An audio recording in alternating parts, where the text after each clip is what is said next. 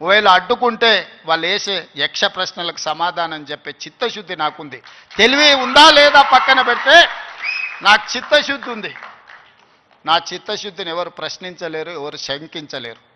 అందుకే మీరు అంచనాలు పెంచండి, అంచనాలు వేయండి, అన్ని వివరాలు సేకరించండి. డిసెంబర్ మాసం మనకు అత్యంత కీలకమైన మాసం. Miracle month is December. క్రిస్మస్ని మిరకల్ మంత్ అంటారు, అద్భుతాలు జరిగే నెల అంటారు.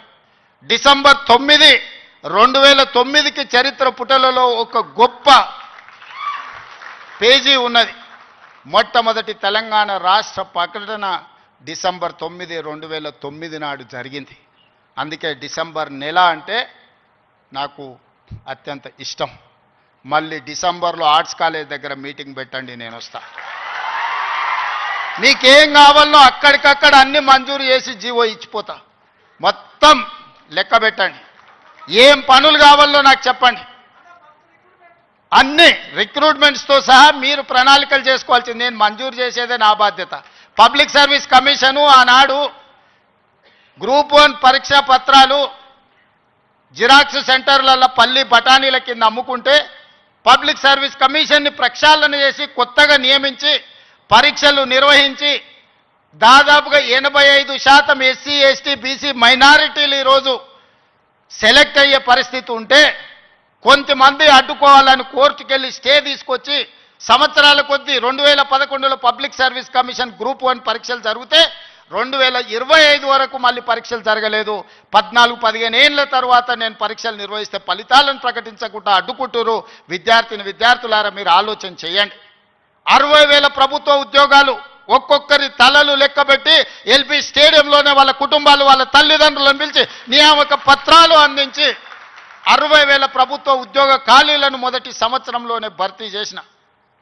విద్యను పెంచాలి, విద్యను పంచాలి అని 11,000 మంది టీచర్లను 55 రోజుల్లో నోటిఫికేషన్ వేయడమే కాదు, రిక్రూట్ చేసి నియామక పత్రాలు అందించిన తెలంగాణ రాష్ట్రంలో కొన్ని కారణాల వల్ల ఎస్సీ కేటగరైజేషన్ ఇతర అంశాల వల్ల రిక్రూట్మెంట్ను వాయిదా పెట్టినా ఈరోజు ఆ సమస్యను పరిష్కరించుకొని దాదాపుగా ఇంకో 40,000 ఉద్యోగాలను రాబోయే 6 నెలల నియామకాలు చేపట్టి 2.5 సంవత్సరాలు పూర్తి చేసుకునే లోపల 1,00,000 ఉద్యోగాలు భర్తీ చేయాలి ప్రభుత్వంలో అని ప్రయత్నం చేస్తున్నా. ఇతర దేశాలు, ఇతర రాష్ట్రాలు పర్యటించి పెట్టుబడులు తెచ్చి ప్రైవేట్లో దాదాపుగా 20 నెలల 1,50,000 ఉద్యోగాలు ఈరోజు ప్రైవేటు రంగంలో మనం కల్పించినాం.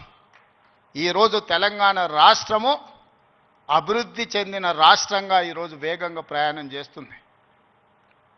Self collection of revenue, law and order, policing ప్రతిదీ దేశంలోనే నెంబర్ 1 రాష్ట్రంగా ఈరోజు కేంద్ర ప్రభుత్వం గుర్తించింది. నేను చెప్పట్లేదు, కేంద్ర ప్రభుత్వం నివేదికలు చెప్తున్నాయి. శాంతి భద్రతలను కాపాడడం నుంచి మొదలు పెడితే ఈరోజు నిత్యావసర వస్తువుల ధరలను నియంత్రించడంలో ఇన్ఫ్లేషన్లో కూడా Telangana is lowest inflation state in the country. 1.5. బయట రాష్ట్రాలకి జాతీయ స్థాయిలో 8% ఇన్ఫ్లేషన్ ఉంటే ఇతర రాష్ట్రాల 6-7% ఉంటే నిత్యావసర వస్తువులను నియంత్రించి 1.5% ఇన్ఫ్లేషన్ ఉన్న రాష్ట్రంగా తెలంగాణ మొట్టమొదటి స్థానాన్ని ఆక్రమించింది. ఎన్నడైనా ఆలోచన చేసిండ్రా?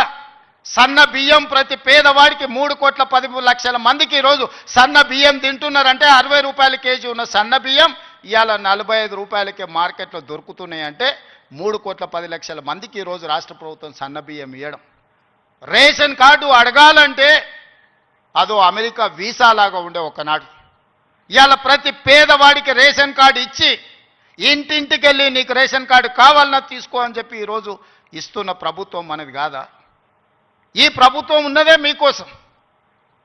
వీటిని అమలు చెయ్యాలి అంటే నియమ నిబంధనల ప్రకారం మనం పని చేయాలి. ఉద్యోగ నియామకాలు ఇవ్వాలి అంటే నేను నోటిఫికేషన్ ఇవ్వాలి. ప్రభుత్వ శాఖలలో ఖాళీలను తెచ్చుకోవాలి, రేషనలైజేషన్ చేయాలి, ఎక్కడెక్కడ ఖాళీలు ఉన్నాయో గుర్తించాలి. ఆ ఖాళీలను పబ్లిక్ సర్వీస్ కమిషన్కో, పోలీస్ కమిషన్కో, లేకపోతే మెడికల్ అండ్ హెల్త్ డిపార్ట్మెంట్ ద్వారానో ఈరోజు నియామకాలు చేపట్టడానికి ఒక ప్రాసెస్ ఉంది. ఆ ప్రాసెస్ ప్రకారం మనం ఈరోజు చేసుకుంటున్నాం. ఒకనాడు నోటిఫికేషన్ల కోసం మీరు ధర్నాలు, నిరసనలు చేసేది.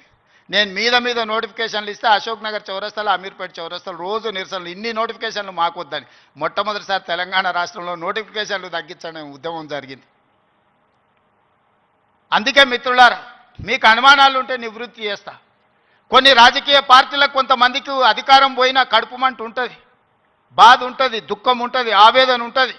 కొడుకులను ఏమేమో చేద్దాం అనుకుంటే ఎందుకు కాకుండా పోతురని తండ్రికి ఆవేదన ఉంటుంది. ఆవేదనతో ఆరోగ్యం కూడా దెబ్బతింటుంది.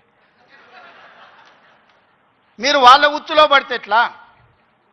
నేనెవరినే? మీరందరు కలిసి చేస్తేనే ముఖ్యమంత్రి అయినా కదా. నేను ఆకాశం నుంచి ఊడిపడ్డానా? అమెరికా నుంచి వచ్చినా? ఏ నుంచి వచ్చినా? నల్లమల్ల అడవుల నుంచి, కొండారెడ్డిపల్లి నుంచి వచ్చిన గా ప్రొఫెసర్ కాసింది మాది పక్క ఊరే. మీ ఊరు నుంచి, మీ దగ్గర నుంచి గవర్నమెంట్ స్కూల్లో చదివి మీతో పాటు 20 ఏళ్ళు ఉండి జడ్పీటీసీగా, ఎమ్మెల్సీగా, ఎమ్మెల్యేగా, ఎంపీగా 20 సంవత్సరాలు మీతో పాటు ఉండి, మీతో పాటు పెరిగి, మీతో పాటు మీరు ఆశీర్వదిస్తేనే ఈరోజు తెలంగాణ రాష్ట్రానికి ముఖ్యమంత్రి అయినా చదువుకోవడానికి